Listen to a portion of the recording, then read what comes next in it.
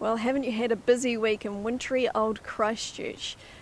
It's been a fantastic time looking at geospatial data, and this has actually been the third field trip in a series of 3, so if you haven't checked out the previous 2 trips, make sure you do.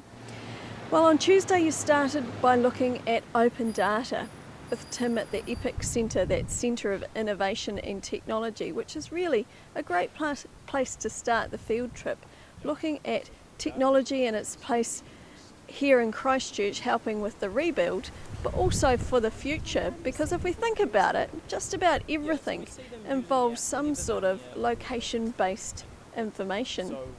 You looked at the power of open data.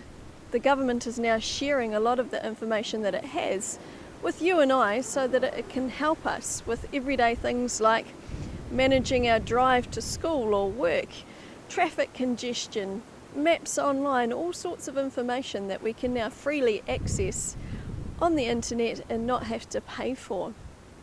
You also looked at 3D modelling with Julian, an insight into what Christchurch will look like in the future, but also what it's looked like in the past. You can see the buildings that used to exist in those 3D models, and if you haven't given 3D Warehouse or SketchUp a go, have a look online and see what you can do there. There's all sorts of wonderful pieces of technology that you can use and shape yourself.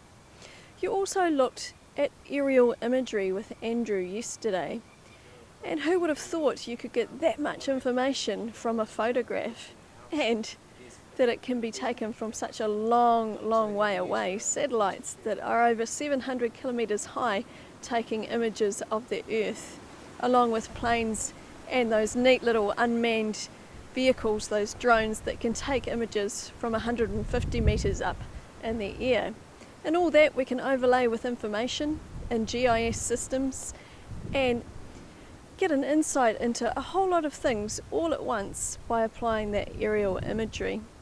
And today, looking into how place names can give us a whole story about an area. There's a lot of history in a place name, and I'd encourage you to have a look at the place names of your own area and see what kind of stories they tell. It's been a really great field trip. I hope you've enjoyed it and can join us on another one soon. Ka kite anō.